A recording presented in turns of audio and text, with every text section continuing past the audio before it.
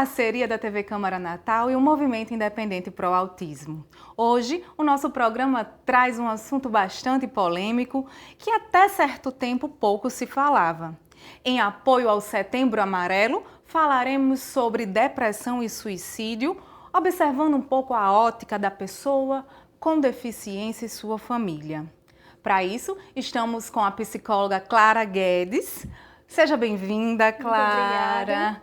Então, Clara, para o pessoal de casa, vamos pensar um pouco sobre o que seria a depressão. Então, a depressão ela é caracterizada, pela tristeza profunda prolongada e ela traz, dentro das características, a hipersonia ou a insônia, a fadiga, a falta de apetite também, diferente da tristeza que todos nós estamos sujeitos a sentir. E aí, dentro dessa ótica, da família, da pessoa com deficiência, o que é que atenta para que aquela pessoa esteja, por exemplo, nessa fase de depressão? Então, quando a gente fala em pessoa com deficiência e a família, entra um contexto bem amplo, A família ela é o primeiro núcleo social do qual o indivíduo está inserido. E a partir do momento que tem a adição de uma criança dentro desse contexto, é um desafio e traz grandes mudanças dentro desse ambiente. Desde o momento que a família tem a expectativa, no momento da gestação, cria-se um ideal de um filho perfeito, É feito toda uma programação, como é que vai ser o desempenho na escola, faculdade. Tem pais que pensam até nas viagens que vão fazer. E quando a criança recebe um diagnóstico, é feita uma mudança da realidade, confronta a expectativa desses pais. Até um determinado momento, o filho estava no centro das expectativas dos pais e tem que ser feita toda uma reorganização. E a partir daí, a família também vai influenciar nesse aspecto, dessa nova aceitação. E além de ter toda essa programação, essa ressignificação vai depender também da capacidade de resiliência da família, das experiências que ela já viveu para poder ressignificar todo esse contexto. E quando a gente fala da pessoa com deficiência, a gente tem que lembrar também quem são essas pessoas, Então, segundo a Convenção Internacional do Direito da Pessoa com Deficiência, elas são todas aquelas pessoas que têm um impedimento a longo prazo, podendo ser de natureza física, mental, intelectual, sensorial, e que também, perante a lei, elas têm o direito de igual oportunidade, mediante as outras pessoas, e que não sofrerão nenhum tipo de discriminação. Mas o que é que acontece na prática? A gente vê que essas pessoas, além de sofrer com as limitações de sua deficiência, elas sofrem com a falta de inclusão, elas sofrem com o bullying, as barreiras arquitetônicas, a falta de oportunidade no mercado de trabalho, o que gera um grande fator desmotivador, dando brecha para sentimentos de raiva, de angústia. E isso tudo também prejudica a busca por um hobby para essa pessoa, A gente já, parando para pensar, uma pessoa surda indo a um cinema, assistir um filme nacional sem legenda, A gente, pensando na prática, parece ser até um pouco impossível, mas não é, São atividades que deveriam ser adaptadas para a realidade dessas pessoas, mas infelizmente não são. O que prejudica toda essa questão e traz esses sentimentos também. Essa questão de acessibilidade, da falta de acessibilidade, da falta de empatia, então, digamos que seria um grande ocasionador também dessa depressão. E, assim, como é que a gente pode ajudar essa pessoa? Isso deixa o público vulnerável, A partir do momento que você tem opções de lazer, opções de atividades para você fazer, pode estar facilitando você ter acesso a essas oportunidades de você sair, algum amigo sair, chamar você para sair e você ir, E o momento que você é privado, você só tem aquela opção, também te deixa vulnerável, Além dessas questões dos impedimentos, isso deixa o indivíduo que, de certa forma, já tem uma predisposição a se isolar, tendo esses sentimentos, mais isolado ainda. É comum também a gente observar, relacionado às famílias, que elas geralmente, se veem muito sozinhas, E esse fato da aceitação, daquela ideologia que a gente chama, é muito comum a gente chamar, o luto. Isso. E aí esse processo de luto prolongado, ele iria, desencadear essa questão da depressão. É preciso que a pessoa que está lá se vendo com um diagnóstico, procure ajuda, qual ajuda procurar? Sim, é de grande importância que essa pessoa tenha um suporte, né? Tendo uma rede de apoio torna as coisas mais fáceis de serem aceitas.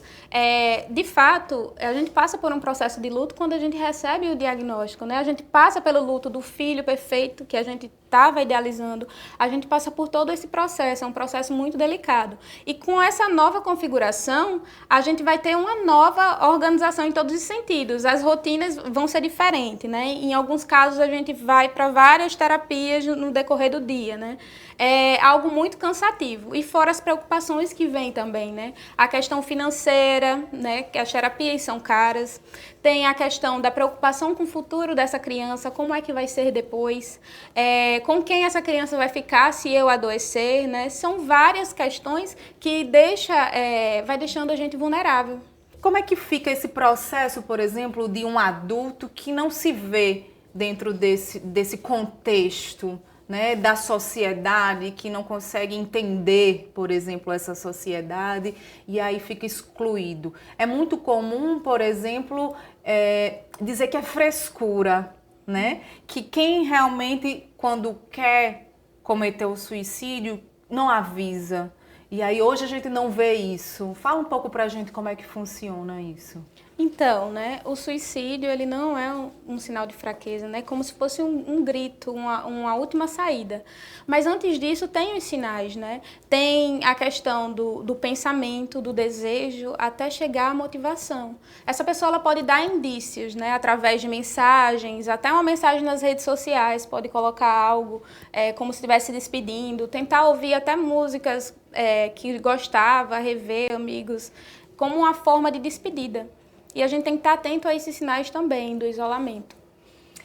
É importante também que as pessoas atentem que não só aquela pessoa que está lá abatida é depressiva, aquelas pessoas que também estão muito ativas, que não conseguem atentar para o limite do corpo também são depressivas? E aí como é que se encaixa nessa visão? Então, né, a gente tem essa imagem de que a pessoa depressiva, ela tá sempre triste e chorando, mas muitas vezes ela tá ali com uma máscara social, pode estar sorrindo o tempo todo e quando chega em um determinado momento tem a sua crise, né, o seu momento de choro. Coloca aquela máscara para sair na rua, para passar para os amigos que tá tudo bem e na verdade não tá.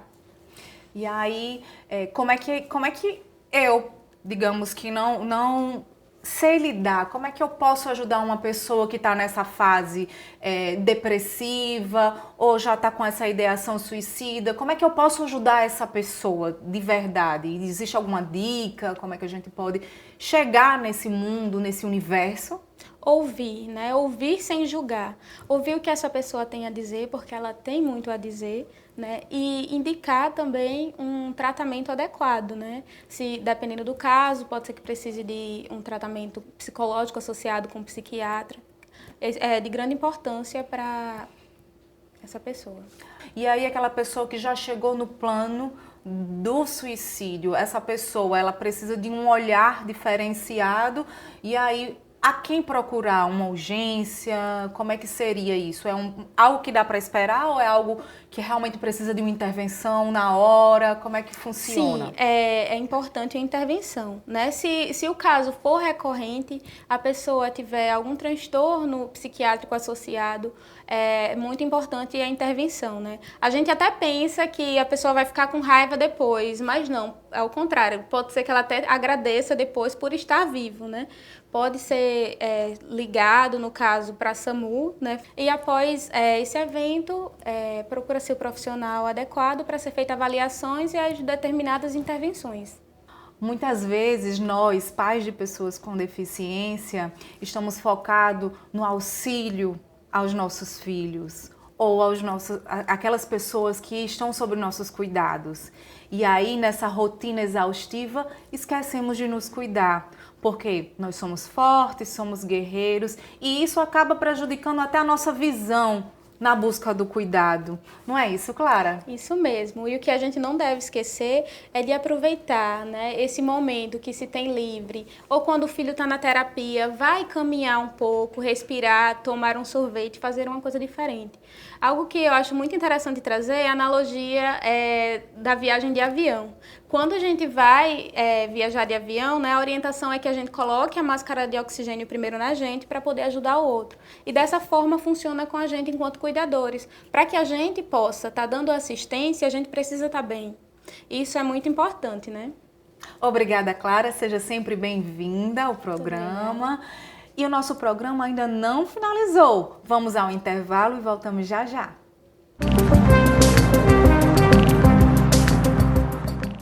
Mais de 50% das crianças do terceiro ano do ensino fundamental não entendem o que leem. E só a educação pode mudar isso.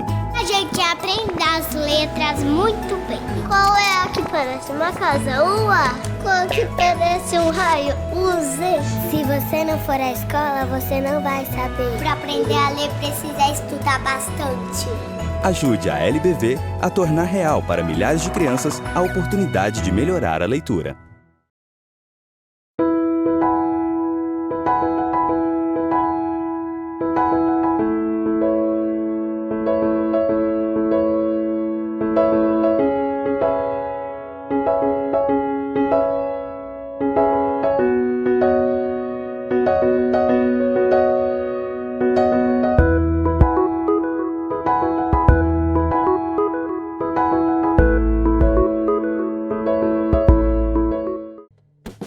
A água é um bem precioso, usado para cozinhar, para aguar as plantas, assim como para nos hidratar. Mas você sabia que esse líquido que a gente bebe todos os dias pode acabar? Por isso é preciso economizar a água que consumimos. Aí vão algumas dicas. No banheiro, feche a torneira enquanto escova os dentes ou faz a barba. E estipule um tempo aproximado de 5 minutos para o seu banho. Na cozinha, feche a torneira enquanto ensaboa a louça e só volte a abrir quando for para enxaguar. E na parte de fora da sua casa, use um balde para lavar o carro e a calçada. O uso de mangueira aumenta o desperdício de água. Faça a sua parte. Juntos podemos fazer um mundo melhor. Uma iniciativa do Instituto Federal de Educação, Ciência e Tecnologia do Rio Grande do Norte.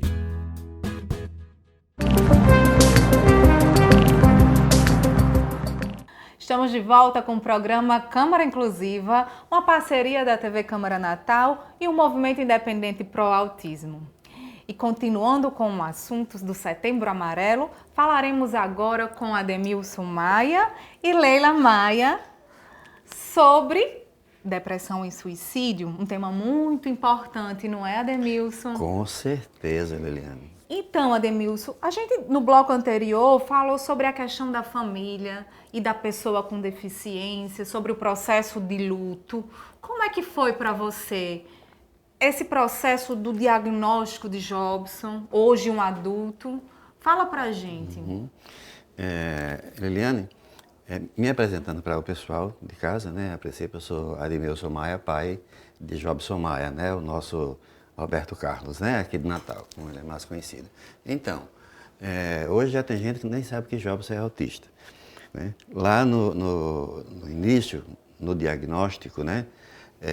O luto realmente foi, para mim, foi terrível, né? Foi terrível, porque o Jobson foi diagnosticado aos 3 anos. Né, aos 3 anos, né? E a gente já vinha observando realmente a diferença, algumas anormalidades realmente numa criança de 3 anos, né? Mas eu ainda estava sem acreditar que realmente tivesse alguma coisa, né? Então foi iniciativa realmente da minha esposa junto com minha irmã que levaram ele ao médico, né? E quando retornaram, já dizendo que realmente, com certeza, ele tinha autismo, faltando apenas fechar o diagnóstico. 3 meses depois, esse diagnóstico foi fechado, né? E para mim foi realmente horrível, assim, é uma rasteira muito grande, é difícil. E aí, Jobson, ele até que idade ele não falava? E aí ele começou a falar, conta pra gente como é que foi isso. E aí, dentro dessas tristezas, a alegria de vê-lo falar e cantar. Pois é muito interessante isso aí, porque o Jobson, realmente, ele, no início, ele não falava, realmente, né? Ele veio falar mesmo aos 10 anos, né? Durante esse período de 3 anos até 10 anos, ele só emitia sons tentando falar alguma coisa sobre Roberto Carlos. Lá nos 3 anos ele se identificou realmente com o Roberto Carlos, né? E ali era o porto seguro dele, era o Roberto Carlos, né? Então ele riscava, desenhava sobre o Roberto, falava sobre o Roberto e tentava cantar as músicas deles, mas não conseguia, né? Ele era verbal, mas não tinha o domínio da voz, né? Porque ele estava tentando imitar uma outra pessoa, então ele não liberava, né, a voz dele mesmo para falar. A partir dos 10 anos, foi que realmente ele veio, né, falar, cantando uma música de Roberto Carlos de forma totalmente natural, né? Então, aí foi realmente quando a gente chegou e disse, não, agora ele está falando, ele já vinha fazendo trabalho com fono, né? Na época não era nem fono, né? Era que a gente chamava orientador vocacional, né? Que se chamava, né? Então ele já vinha fazendo essa terapia, né?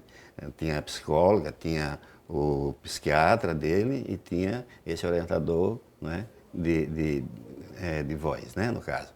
Então, a partir daí, ele já vinha cantando, né? Ou seja, falar mesmo, papai, mamãe, me dê um pedaço de bolo, me dê o leite, me dê algo, isso não existia, era apenas cantar. E aí esse processo bem exaustivo, nesse processo você teve ajuda, você buscou ajuda eu como a gente sabe, foi difícil e não teve ajuda, como é que é? Pois é. Eu tenho muita fé em Deus, graças a Deus, tenho muita fé mesmo, né? E acredito muito, né? Então, desde lá do início, quando a gente fechou o diagnóstico, né? Nós já passamos a tentar colocar alguma coisa que facilitasse a vida do Jobson, né? E como abriu-se essa janela da música, então eu já comecei, né, com violão, microfone e tal, tudo que facilitasse a vida dele dentro daquilo que ele gostava, né? Por exemplo, ele pegava um disco de Roberto Carlos, pegava a chamada radiola da gente, ia lá, pegava o bracinho da radiola, botava, quando dava certo, tá bom. Quando quebrava, a gente ia ter que comprar outro e colocar no local, né? Então eu até faço uma observação que geralmente os pais, quando vê um filho autista, né, que ele tem aquela mesma tendência que tem com a criança normal, né? Então, ela pegou um lápis e foi riscar alguma coisa que a mãe ou o pai gosta muito daquilo, não quer ver riscado, ele vai agir e vai tomar lá da mão dele, né? Eu, no caso, com o Jobson, eu liberei geral, no caso, né? Então, não, gosta de riscar, gosta. A minha parede da sala era toda desenhada de Roberto Carlos, né? E a gente está falando, respondendo a tua pergunta com relação à ajuda, a gente está falando de 40 anos atrás. Jobson está com 41 anos. Não é? Então, quando fechou o diagnóstico dele, faz 37 anos. Então, nós estávamos sós. Não é? Não existia um canto que a gente fosse buscar realmente uma orientação. Hoje, graças a Deus, né? Nós temos o nosso movimento, né? Temos conhecimentos demais, a internet está aí, tem tudo isso, mas nós estávamos realmente isolados, né? Então, o Dr. Maurilto, né? Nosso grande Dr. Maurilto, foi inclusive a primeira pessoa a diagnosticar que Jobson era autista. E falou, bom, aqui no chamado INPS, você não vai conseguir nada. Tenta buscar um outro médico que tenha a condição de realmente tratar o Jobson. Então, foi quando nós encontramos o Dr. Sérgio Aguiar, que era psiquiatra infantil. Então, esse realmente, abaixo de Deus, né, foi realmente o nosso porto seguro. Esse médico, realmente, ele tinha um conhecimento já sobre autismo, né? Isso há 40 anos atrás, né? A gente encontrar uma pessoa dessa é um achado que vale ouro, realmente, né?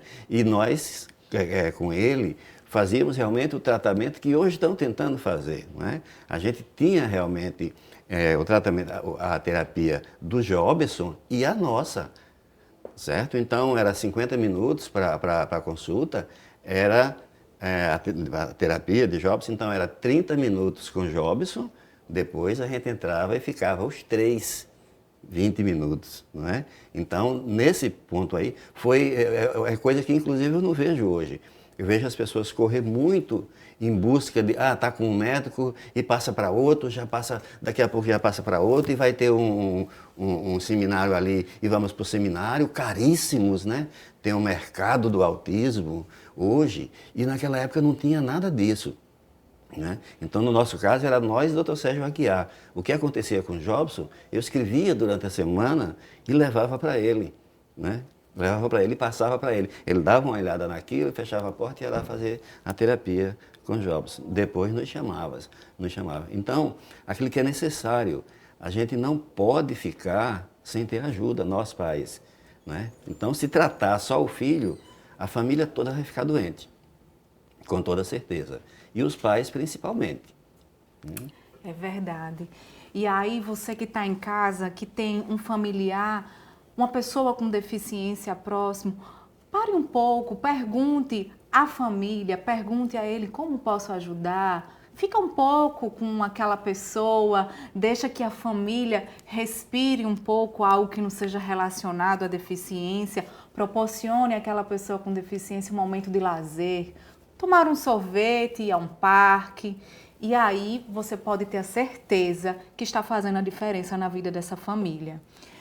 Falando nisso, hoje temos Jobson Maia, adulto, um profissional, e aí como é que é a vida de Jobson em relação a essa fase de inclusão, de depressão? Fala um pouco pra gente e também sobre você. Hoje, qual o seu maior medo? Acho que o maior medo que a gente tem é do desconhecido, né? Que é o futuro, né? É esse futuro. Mas falando um pouco das dificuldades, vê bem, Lili, nós temos a criança autista, né? Depois nós vamos ganhar um adolescente autista, depois vamos ter um jovem autista e um adulto autista. Cada um é um processo diferente, né? Como uma pessoa, qualquer ser humano normal, o autista, né, que para mim é normal também, ele vai passar por todas essas fases, né? E em todas essas fases, ele vai ter alguma diferença, como tem o outra criança, outro adolescente, o outro jovem e o adulto, no caso do Jobson hoje, né? E todo autista, eu digo todo sem medo, que me desculpe os pais, certo? Eles são, todos eles, bastante ansiosos, não é? A gente sabe disso, bastante ansiosos e com certeza com tendência depressiva e algo mais forte. Né? Então, no caso, o Jobson, ele tem depressão, certo? Ele faz o acompanhamento dele. O Jobson, ele toma 2 tipos de medicamento, né? Toma um antidepressivo e um que é passado pelo psiquiatra, a olazepina, certo? Então, são 2 medicamentos que ele toma. Fora isso, o Jobson é uma pessoa fantástica, né? Então, o que ocorre? Eu acompanho o Jobson todo dia. Quando o Jobson acorda, eu olho para ele, eu sei como é que ele está. Se o Jobson estiver bem, eu sei que ele está bem. Se ele não estiver, eu sei que ele não está. Certo? Não que ele esteja fazendo alguma coisa, não. No olhar dele eu percebo, né? Então, eu converso com o Jobson todos os dias. Todos os dias. A gente tem uma coisa lá em casa chamada resenha.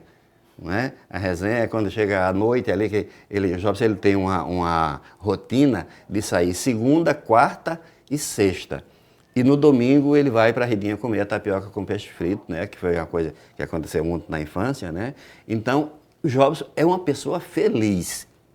É uma pessoa feliz.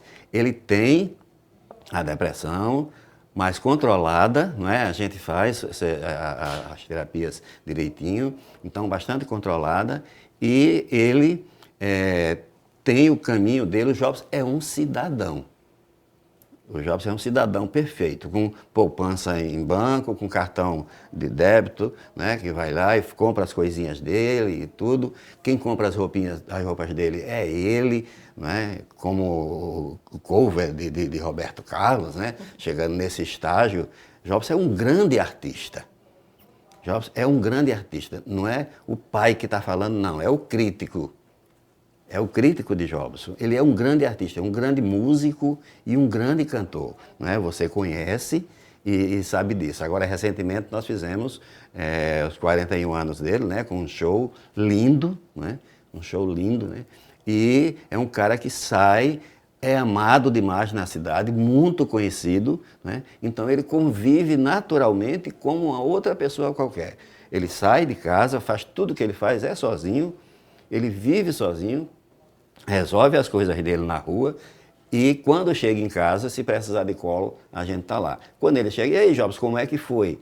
Como é que foi lá na rua? Encontrou alguém conhecido e tal? Aí ele começa a relatar, né, o que ele acha que deve falar, né? Depois vai para o computador, que ele é um excelente profissional de informática na área de edição. Ele faz uma edição de vídeo, de áudio fantástica. É uma coisa incrível como ele trabalha bem com áudio e vídeo, né?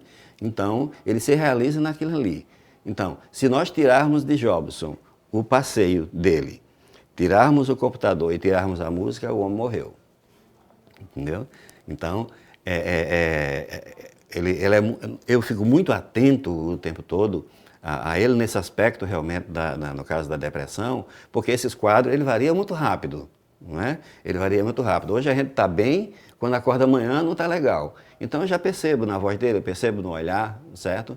Então nós temos os nossos anjos aí, psicólogos, né, os psiquiatras e tal, como estava se falando aqui ainda agora, mas nós não podemos esquecer que o principal profissional de nossos filhos somos nós.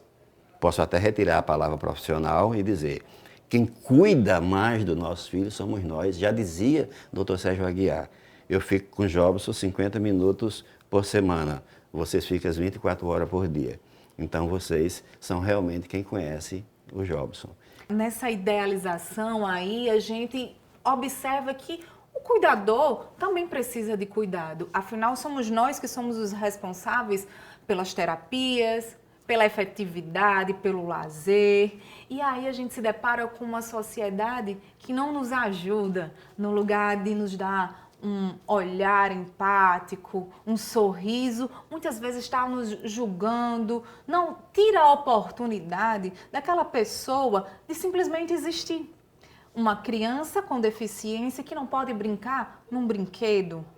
Uma pessoa com deficiência que não pode trabalhar, ou se trabalha, é naquele trabalho em que ela não pode realmente exercer aquilo, toda aquela capacidade, tudo aquilo que ela tem, todo o seu potencial, não é isso? Uma das dificuldades, inclusive, é proporcionar ao Jobson tudo aquilo que ele realmente merece, as dificuldades de shows. E aí, como é que fica para Jobson, o artista?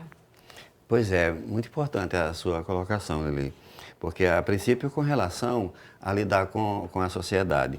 Eu sou muito brigão, certo, com relação a isso, porém sou um anjo, né, assim, a nível de educação, né, porque eu sou brigão porque sou lutador, eu não sou agressivo, eu sou a pessoa que vai em busca do que é necessário para o meu filho, para a família, e por sinal, eu até abriria aqui um parênteses para dizer que eu me tornei, assim, eu adotei todos os autistas e todas as pessoas com deficiência, entendeu? Então, para mim, sempre foi uma sobrecarga grande, muito grande, porque as pessoas aqui em Natal, nessa faixa, atualmente, quando passa a receber diagnóstico, o Jobson, a partir de quando se tornou conhecido no Brasil todo, que o Jobson é conhecido no Brasil todo, então passou a vir pessoas até de fora, para vir lá em casa, para ver aquele ícone, aquela pessoa autista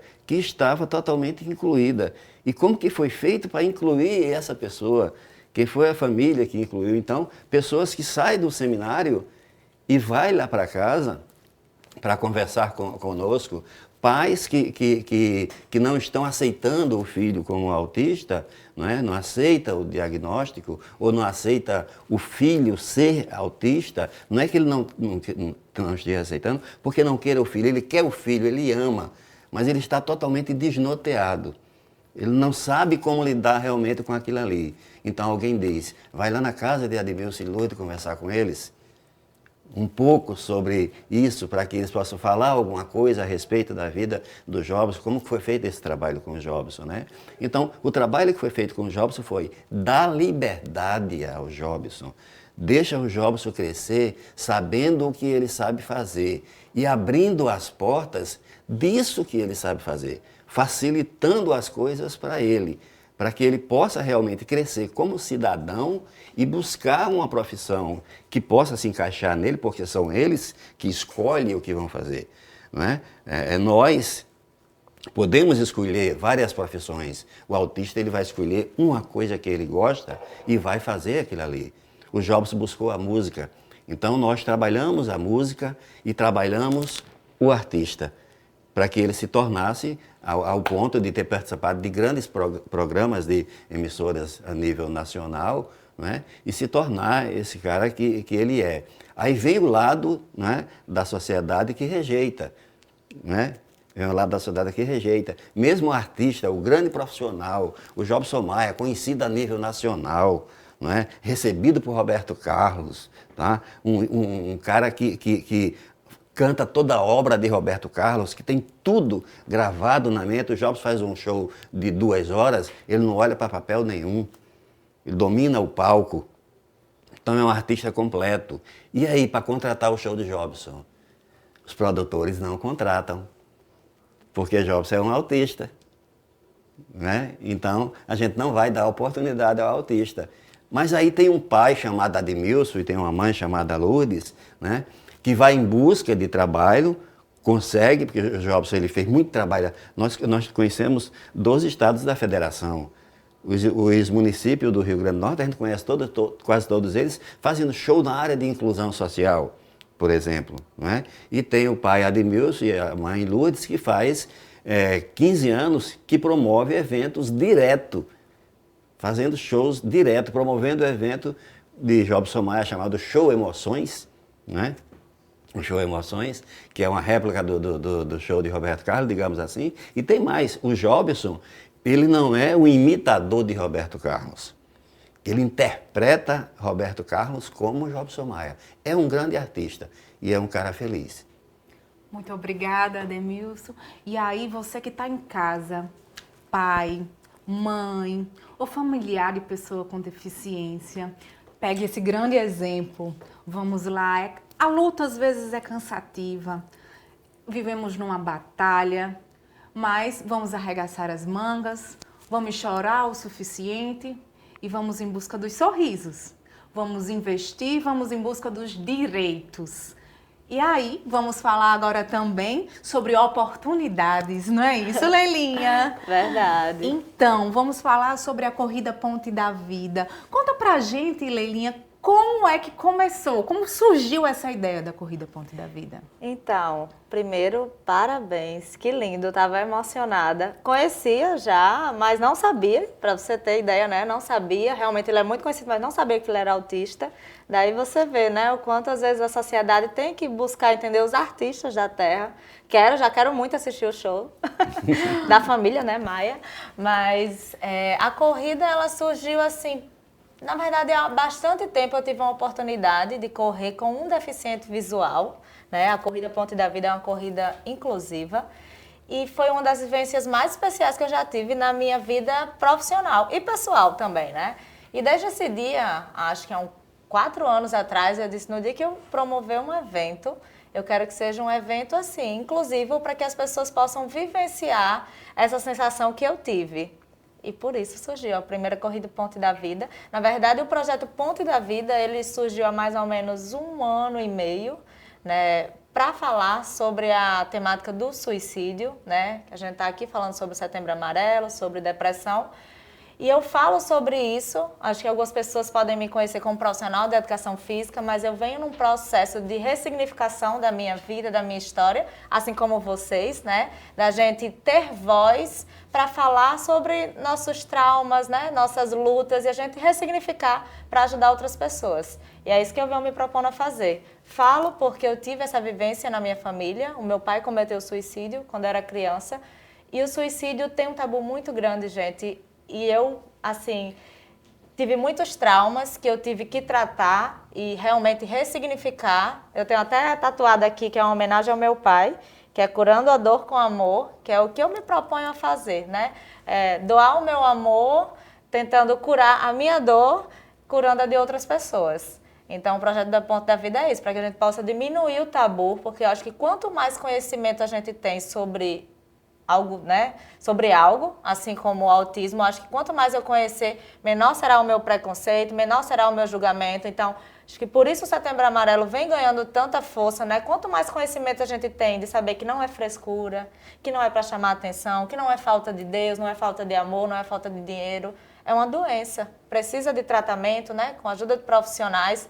A espiritualidade, ela sim tem uma força enorme, assim como ele, não posso mencionar a minha história sem falar sobre Deus, né, sobre a minha fé, mas a gente tem sim que buscar profissionais capacitados, né, e diminuir o preconceito, porque na maioria das vezes, gente, as pessoas não se encorajam a buscar ajuda, justamente por esse preconceito. Naquela sociedade antiga em que a gente não poderia falar sobre os nossos sentimentos, era fraqueza. Então hoje a gente ainda tem essa questão de não falar sobre os nossos sentimentos e também a ausência do contato com tanta tecnologia. E eu venho acompanhando muito suas palestras e eu acho fantástico essa questão de você olhar o outro. Né? A importância do olhar o outro. Fala um pouco como é que está sendo essa vivência. Eu me sinto hoje uma das pessoas mais preenchidas do mundo por estar fazendo isso. Né? Eu até falo na palestra que eu precisei passar por muitas experiências pessoais e, né, na minha imersão da espiritualidade, para entender que a gente não está aqui para, eu até brinco, né, quando eu vou palestrar, pagar conta, trabalhar, resolver problema. Não, a gente está aqui para fazer a diferença na nossa vida e na vida do outro. É só assim que a gente consegue entender a nossa verdadeira conexão, que é com o outro. E não essa conexão virtual, que a cada dia, os jovens principalmente, por isso eu venho muito palestrando em escolas municipais, estaduais, particulares, né, ou públicas, falando sobre isso, que não tem como a gente fugir da tecnologia. A tecnologia está aí para aproximar as pessoas, só que ao mesmo tempo o que está acontecendo é ao contrário, né? A gente está vendo as pessoas cada dia mais conectadas e ao mesmo tempo muito solitárias. Então a gente tem que resgatar, nós como os pais, e a gente resgatar isso nos jovens, né? Da conexão humana. Eu acho que é isso que faz a gente, naquele momento de dificuldade, de fraqueza, poder buscar ajuda. Porque quando você não consegue falar, é muito mais difícil. E acho que a gente só consegue falar se a gente tiver esse olhar mesmo de empatia, de amor ao próximo. E aí perguntar de verdade, né? Querendo realmente acolher. É importante que quando você perguntar, não seja aquela pergunta para julgar a pessoa. Pergunte realmente querendo saber como é que você está hoje, né? Assim, Leila. E aí, a corrida que vai acontecer, né? No sábado, dia 21, tem um lado especial, que é a inclusão. Como é que surgiu essa ideia de fazer uma corrida também voltada nessa inclusão? Eu, assim como ele falou, eu não sou brigona, mas eu sempre fui lutadora pelo que eu queria e pelas pessoas. Acho que por ter perdido meu pai muito cedo, eu sempre fui a defensora do meu irmão, por ser mais nova. Eu sempre abominei injustiças e, assim, eu acho que a corrida é justamente para que as pessoas possam se permitir a vivenciar, né? Estar inclusas na sociedade, estarmos todos, porque eu acho que todo mundo é diferente com suas diferenças, né, gente? Então a gente tem que aprender a respeitar, né? Ter um olhar com menos julgamento, né? Saber vivenciar, entender as deficiências. Eu sei que Natal é uma das cidades que tem o maior número de pessoas com deficiência e mobilidade reduzida, e essas pessoas não estão, né, inclusas na sociedade. E quando existem, acho que ações, são muito específicas só para esse grupo. E não, vamos, né, integrar, vamos nos permitir estarmos todos juntos e assim cada um conhecendo, diminuindo seus preconceitos, se sentindo à vontade e bem na sociedade. Por isso lá vamos ter pessoas, né, com todas as deficiências, autistas, pessoal com Down, enfim, obesos, sedentários, pessoas que estão batalhando contra a depressão, atletas, todo mundo junto e unido. E aí essa corrida ela vai ter algumas características bem diferentes, né? Fala um pouco de como surgiu a ideia da largada, que eu realmente me apaixonei. Pois é, eu tive que contar com a ajuda, né, de pessoas experientes, Liliane, Marília de Natal Acessível, pessoas que têm a experiência, né, de como a gente poderia, porque o intuito é que as pessoas se sintam confortáveis, né, de nada adiantaria a gente fazer um evento de inclusão de que não tivesse realmente a inclusão. Então a largada a gente não vai ter aquele apitinho, né, que faz, pensando nos autistas, né, para a gente não deixar o ambiente muito acelerado, a gente vai estar com pessoas voluntárias para ajudar quem tiver dificuldade, um cadeirante ou alguém que possa ter esse auxílio durante o percurso. Vamos estar com uma pessoa que vai estar fazendo a tradução em Libras, então todo esse suporte que a gente pode estar unindo as associações, os movimentos para o dia. Estaremos contando com esse apoio. E aí a corrida, a largada, vai ser todo mundo junto. Vamos contar como é que foi isso? Como é que surgiu isso aí? Todo mundo junto, nada de separado? Nada de separado, porque na grande maioria das corridas de rua, né, o público de deficientes que participa é muito restrito e são atletas, né, na grande maioria. E eles sempre largam antes, 5 minutos antes da largada, né, para geral. E eu, em contato com pessoas que já tinham corrido, eles falavam que era muito frustrante largar antes, não tinha ninguém na rua, né? E eles, o meu sonho é largar com todo mundo. Eu disse, eu não posso, hipótese alguma, né, privar as pessoas de vivenciarem isso. Então, a gente vai largar todo mundo junto, mas vai largar caminhando, né, contemplando. A gente não vai ter cronômetro, realmente a gente vai focar na participação e na celebração à vida no dia. E aí, Leilinha, aquela pessoa que está em casa, que não conseguiu fazer a inscrição, mas que está assistindo o nosso programa e deu aquela vontade de participar, como é que ela faz?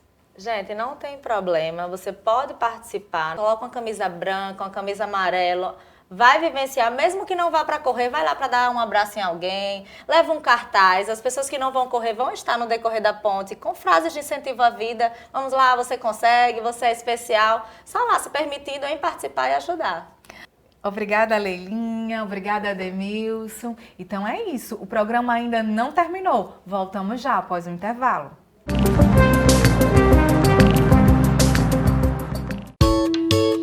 Quanto mais mochilas se fecham, mais oportunidades se abrem para todos. Sua colaboração não financia só mais um caderno. Quando você doa, dá a chance para milhares de crianças e adolescentes continuarem estudando. Colabore e veja como você constrói essa história. lbv.org/nota 10. Proteger a infância é acreditar no futuro.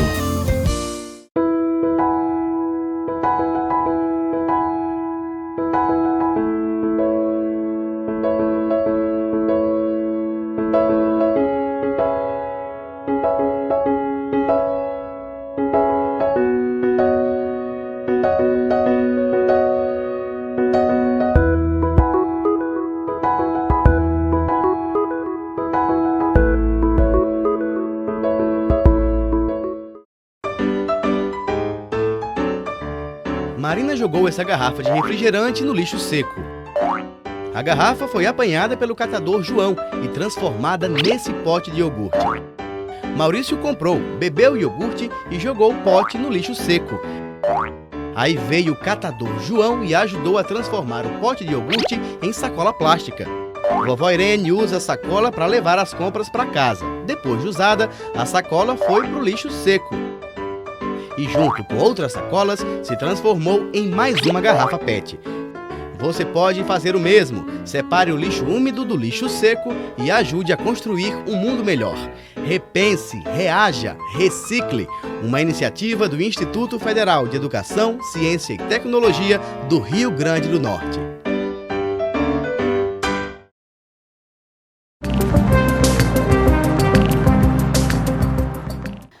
de volta com o programa Câmara Inclusiva, uma parceria da TV Câmara Natal e o Movimento Independente Pro Autismo.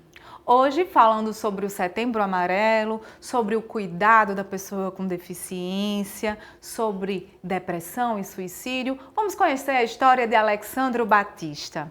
Seja bem-vindo, Alex. Obrigado pelo convite. Então, Alex, conta pra gente como foi esse processo de se ver pessoa com deficiência. Bom, eu nunca me imaginei com a deficiência, né? E de repente, em 2014, um fato inesperado, né, que fui vítima de um disparo de arma de fogo, me colocou numa cadeira. E quando eu acordei, estava, né, numa cadeira paraplégica. Mas não me deixou eu parar na vida, né? Em uma situação bem complicada, bem difícil, porque não é fácil, a jornada não é fácil. Tem muitos preconceitos, tem muitas dificuldades na saúde, na família, no trabalho, que tudo muda, a rotina muda completamente, né? E o apoio da família junto com amigos é essencial para você retomar a sua vida, né? Retomar o mercado de trabalho, os estudos, festinhas que você não vai ficar limitado, estou numa cadeira, não posso frequentar certos lugares, não posso frequentar a festa. Não, pelo contrário, você pode sim. Mas essa rotina, ela muda. Como foi essa readaptação? Assim, os familiares, os amigos, você se sentiu sozinho em algum momento? Como foi isso? A rotina muda por completo. Alguns amigos se afastam, né? Outros ficam. E quem fica realmente são aqueles amigos que estão dispostos a ajudar no seu dia a dia. Como você disse, a perguntar como é que está seu dia, a lhe fazer convites para lhe tirar de casa, querendo lhe proporcionar uma tarde, um dia diferente, inclusive. E muda tudo. Forma de dirigir, estou na cadeira, vou ter dirigir, voltei ao mercado de trabalho, próximo ano vou voltar aos estudos, ocupar o tempo ao máximo, né? Rotina muda sim, mas não limita você a não fazer nada. Eu estou na cadeira, mas eu posso fazer tudo, igual um andante normal. Interessante. É muito comum que a gente pense que a pessoa com deficiência, ela não pode dirigir.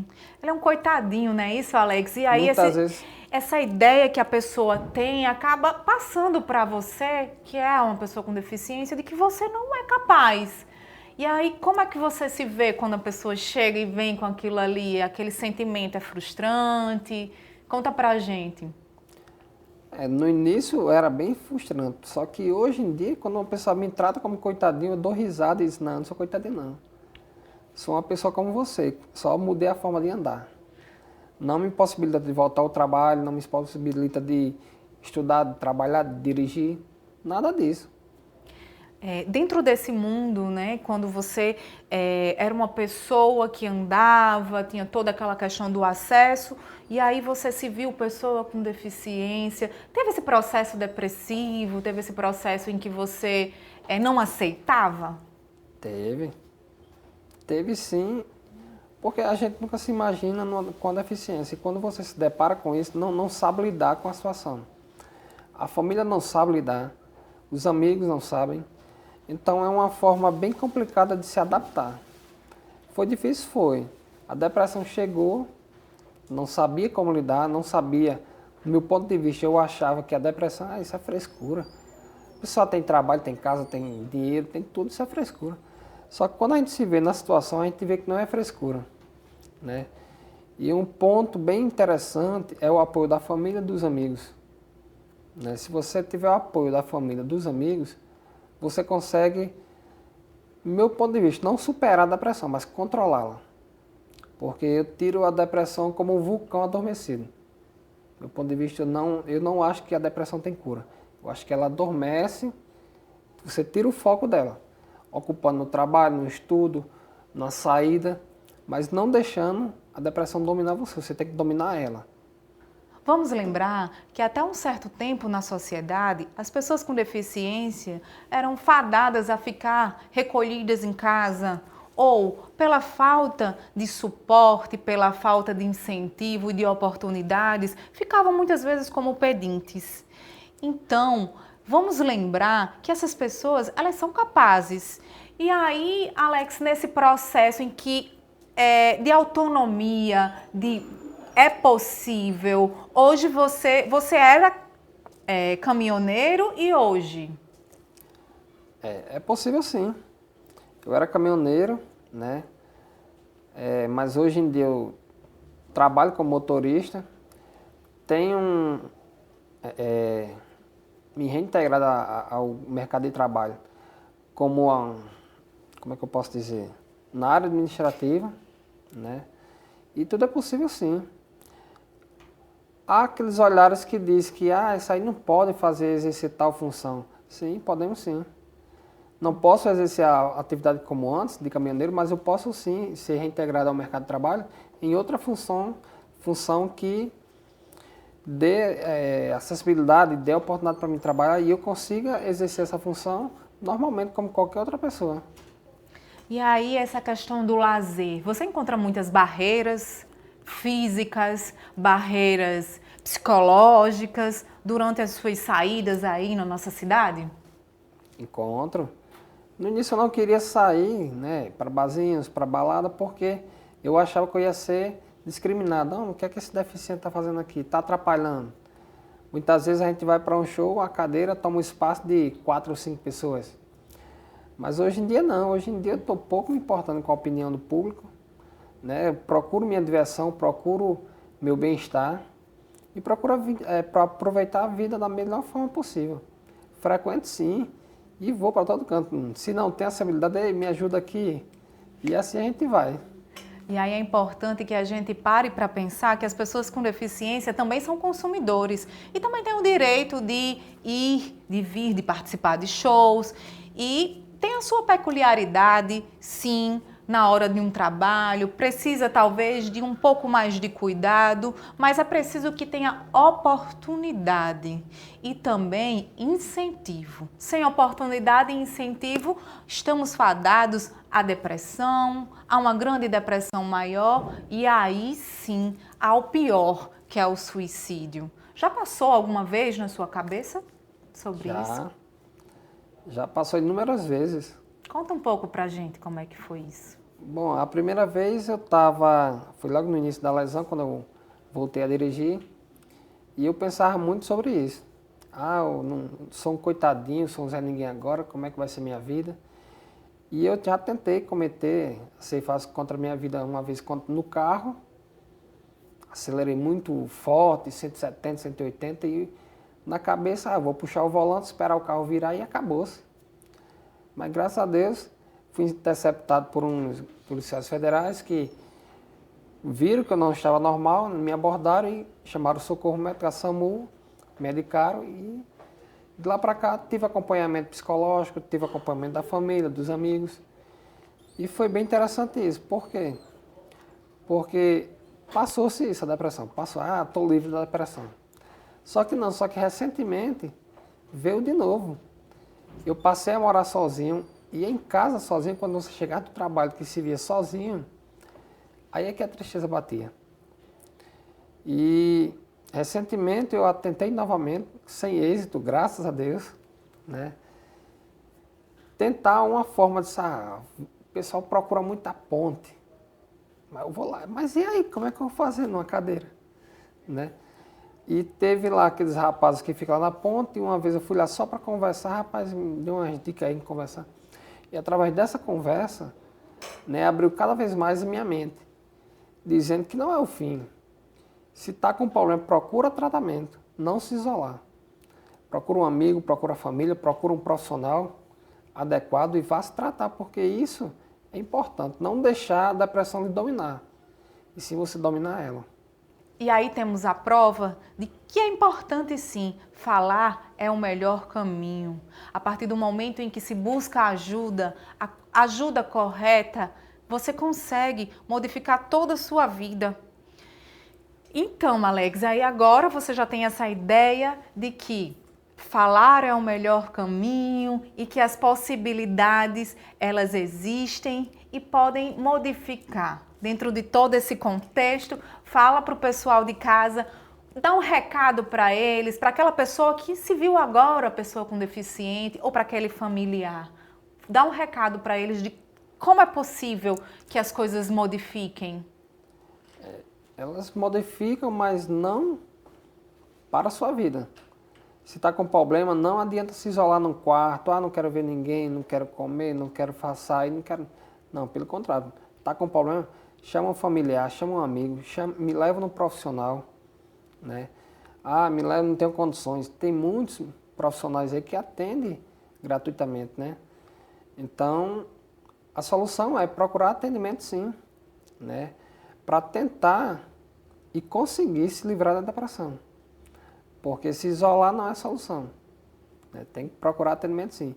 E você que está aí, que se viu numa situação dessa recentemente, procurar ajuda familiar, profissionais, porque não, isso aqui não acabou sua vida, não. Só mudou seu jeito de andar.